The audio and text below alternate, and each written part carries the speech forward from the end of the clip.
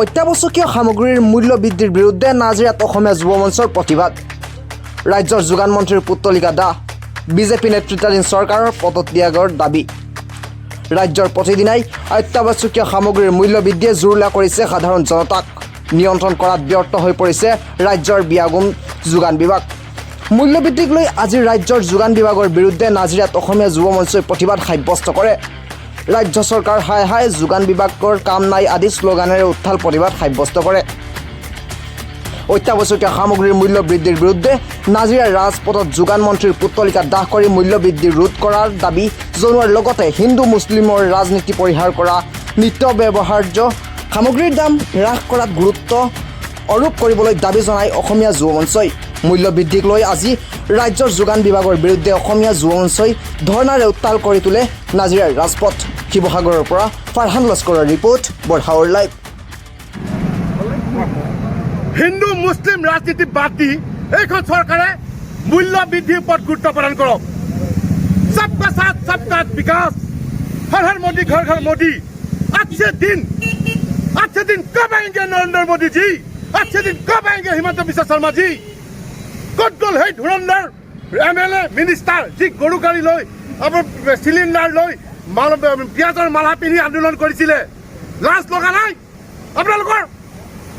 জনসাধাৰণৰ এইটো আপোনালোকে টুপি পিন্ধাবৰ কাৰণে এইবিলাক ৰাজনীতি কৰি আছে। হিন্দু মুছলিম গুৰুত্ব প্ৰদান কৰক আপোনালোকে মূল্য বৃদ্ধিৰ ওপৰত।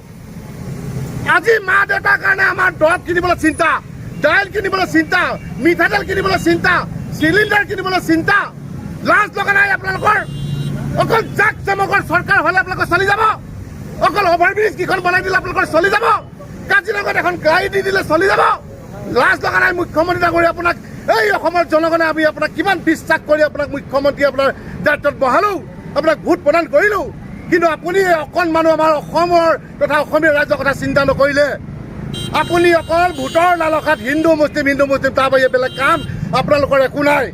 এই গাধ মন্ত্ৰী, এই মন্ত্ৰী গেঞ্জি দাস, তেখেতেও গৰু গাড়ী লৈ আন্দোলন কৰিছিলে এসময়ত। সেই 400 টকা চিলিণ্ডাৰ আজি 1200 টকা কৰি দিলে। দাইলৰ কিলো 90 টকা আজি 200 টকা কৰি দিলে। মিঠাতেলৰ 90 টকা মিঠাতেল আজি 200 টকা কৰি দিলে। হাও খাই খাই গেলি মৰিব আপোনালোকে। অসমৰ জনগণে আপোনালোকক হাও দিছে, হাও খাই খাই আপোনালোকে মৰিব। আপোনালোকে কৈছে খেতি কৰিব লাগে। আমি কি এবাৰ নিজৰ ঘৰত দৰৱৰ ফেক্টৰী খুলিলে হ'ব? পেট্ৰলৰ আমাৰ উৎপাদন কৰা আমি অইল খুলিলে হ'ব? আপোনালোকৰ লাজ লগা নাই? ধিক্কাৰ জনাইছো আমি অসমীয়া যুৱ আপোনালোকক। অতি শীঘ্ৰেই সময় থাকোঁতে আপোনালোকে সঠিক সিদ্ধান্ত লৈ অসমৰ জনগণৰ কথা চিন্তা কৰক। অন্যথা কিন্তু অসমৰ জনগণে আপোনালোকক গেলা বিলাহী গলে গেলা কণী মাৰিবলৈ বাধ্য হ'ব। জয় আই অসম, জয় অসম, জয় অসম। যিটো আজান বন্ধ কৰাৰ কথা যে কৈছে, কি ক'ব তাৰ ওপৰত? এইখিনি তেওঁলোকৰ ননচেঞ্চ কথা। আজান বন্ধ কৰিব লাগে, কিবা বন্ধ কৰিলেতো আমি হিন্দু মুছলিম আমি কেনেকৈ আছোঁ, তেওঁলোকৰ দুখত সুখত কেনেকৈ থাকিব লাগে আমি জানো? আমাক শিকাব নালাগে। এইখন চৰকাৰে যিটো কাম কৰিবলৈ, যিবিলাক অসমৰবাসীৰ কাৰণে, অসমৰ জনগণৰ কাৰণে আমি যি ভোট দিছিলোঁ, সেইখিনি কাম কৰক। ইয়াত হিন্দু কিবা হ'ব, মুছলিম কিবা হ'ব, আমুক কিবা হ'ব, সেইখিনি আমি চাম। আজি হাৰিয়ানাত তেওঁলোকে কি কৰিলে, মণিপুৰত কি কৰিলে? এইখন চৰকাৰ লাজ নাইকিয়া চৰকাৰ, একদম চৰম নাইকিয়া চৰকাৰ। গতিকে অসমৰ জনগণে সঠিক উত্তৰ দিব 2024-ত।